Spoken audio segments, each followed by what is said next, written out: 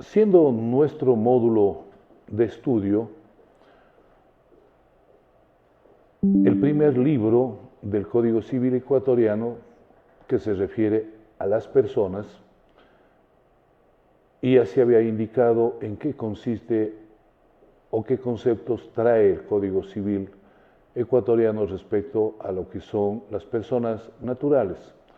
Nos corresponde entonces revisar lo que son las tutelas y curadurías, que no es otra cosa que la representación que tienen unas personas sobre otras, dependiendo la situación real de cada una de estas, que a continuación lo revisaremos.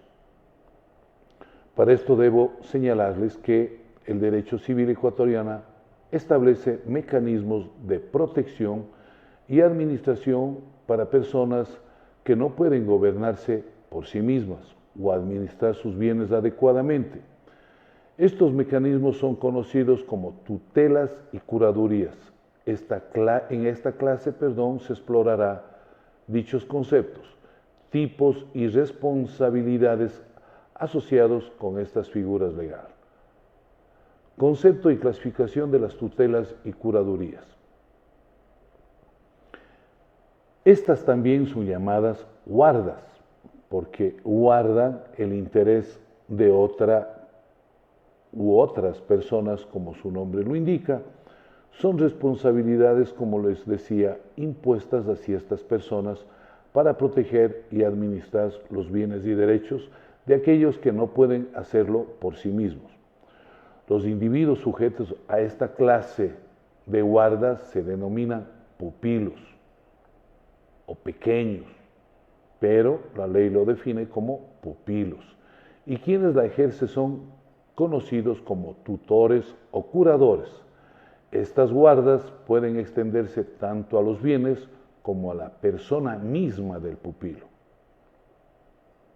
Porque obviamente un infante, un pupilo, como señala la ley, no puede cuidarse o gobernarse por sí mismo dado a su edad, por ejemplo. Tipos de curaduría. Existen varias clases de curadurías en el Código Civil ecuatoriano. En primer orden tenemos la curaduría de bienes, que no es otra cosa que la protección de los derechos eventuales del que está por nacer, los bienes de un ausente y la herencia yacente. 2. La curaduría adjunta se ejerce cuando el pupilo está bajo patria potestad o curaduría general, limitada a ciertos bienes o negocios.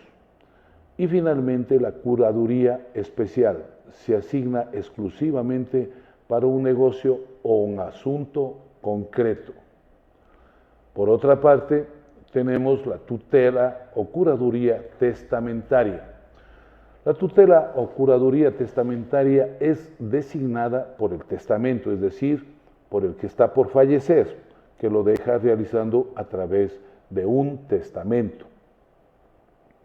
Solo los padres que no han sido privados de la patria potestad pueden nombrar tutores o curadores para sus hijos.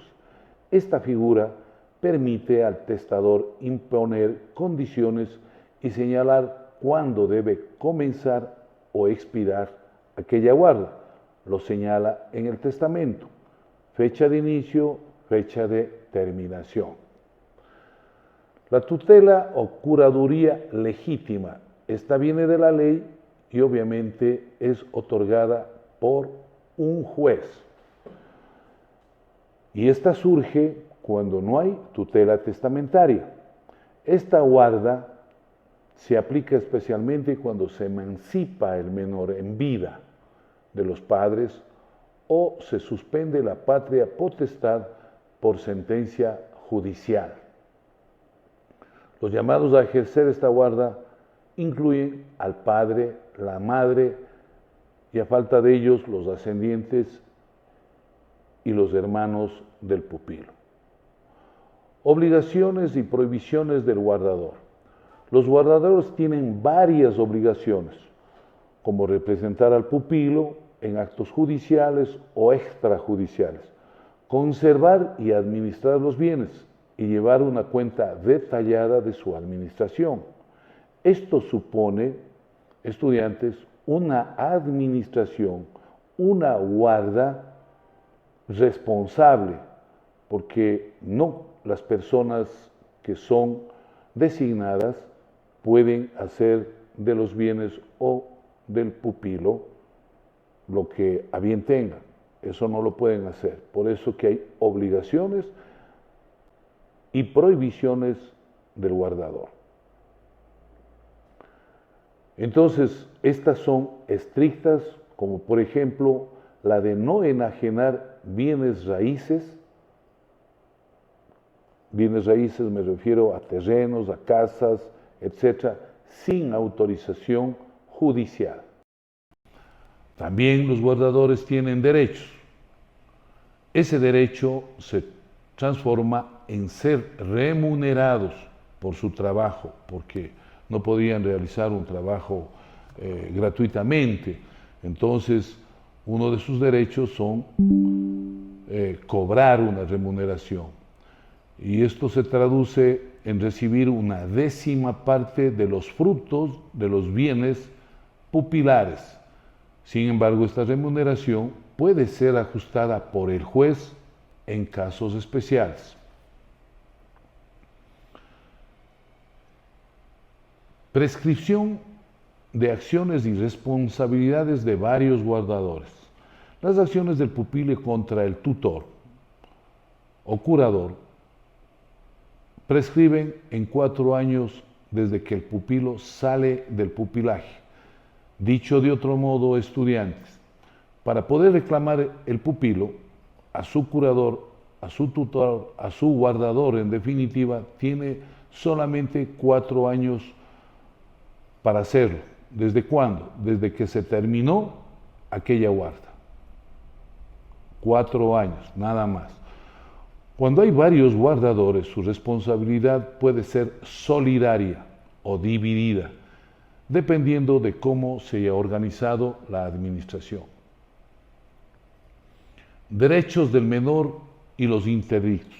Los menores bajo tutela tienen derechos similares a los hijos de familia respecto a bienes adquiridos. Los interdictos, como los dementes o toxicómanos, requieren de un curador para administrar sus bienes. Estos curadores deben ser designados por un proceso judicial que asegure la protección adecuada del interdicto. El interdicto, entonces, estudiantes, ya lo conocen, son los dementes o toxicómanos. También se incluye al ebrio consuetudinario, mientras esa ebriedad lo guarde por un tiempo prolongado y obviamente desaparezca de su ser esa enfermedad, como llama el estado de ser ebrio consuetudinario. El rato que se habilita, entonces ya puede volver a administrar sus bienes. Conclusión. Como conclusión podemos señalar que se debe comprender que las tutelas y curadurías es esencial para garantizar la protección y administración adecuada de aquellos que no pueden hacerlo por sí mismos. Esta clase proporciona una base sólida para el estudio y la práctica del derecho en la protección de personas vulnerables. Muchas gracias.